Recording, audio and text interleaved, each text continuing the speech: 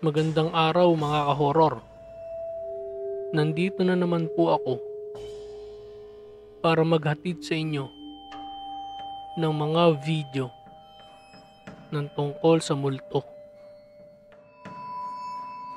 Ang ating kulturang Pilipino ay napakaraming paniniwala, ganun din sa mga katatakutan at kababalaghan. Maraming kakaibang nilalang tulad ng mga multo ang pinaniniwalaang totoo magpasa hanggang ngayon.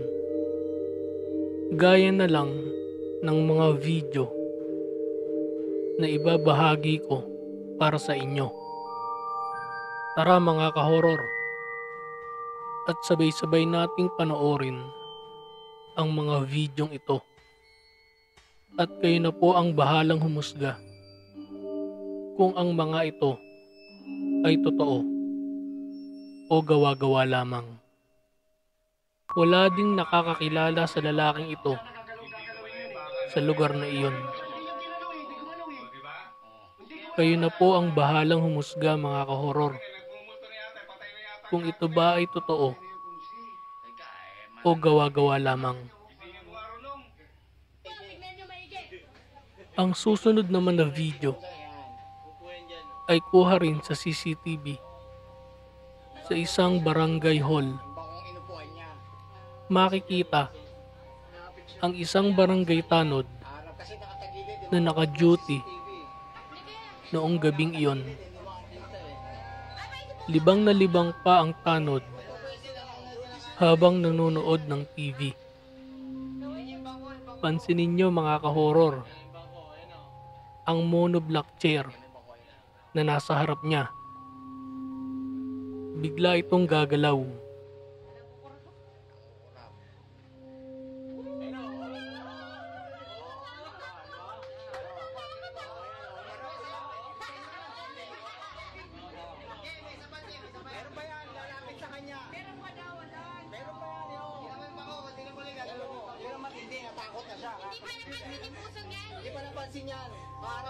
Tititigan pa ito ng barangay tanod.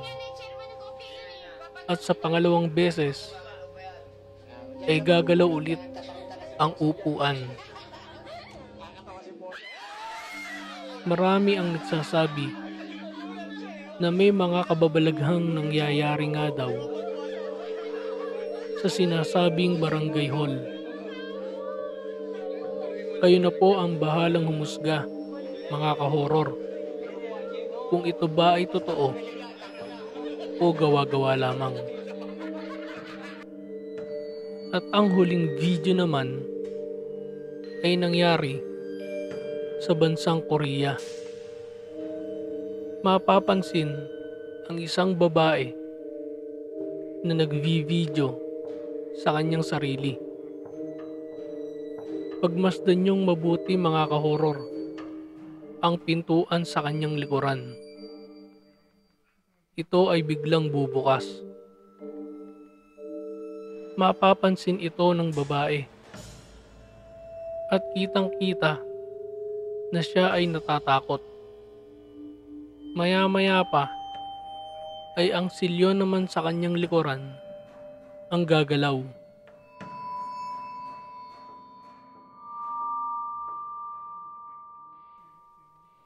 Napansin din ito ng babae.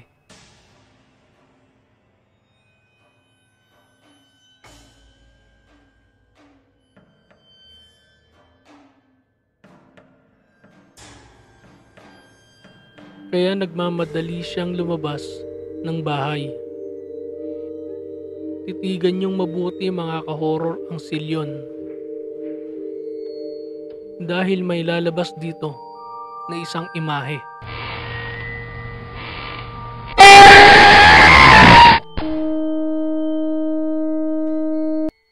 Hanggang dito na lamang po mga ka-horror.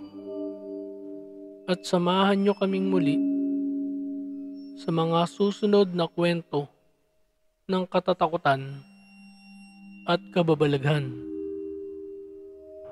Maraming salamat po.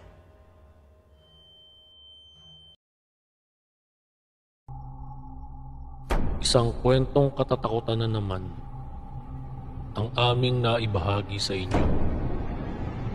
Kaya't maging mapagmatsyag dahil ang mundo ay puno ng kababalaghan.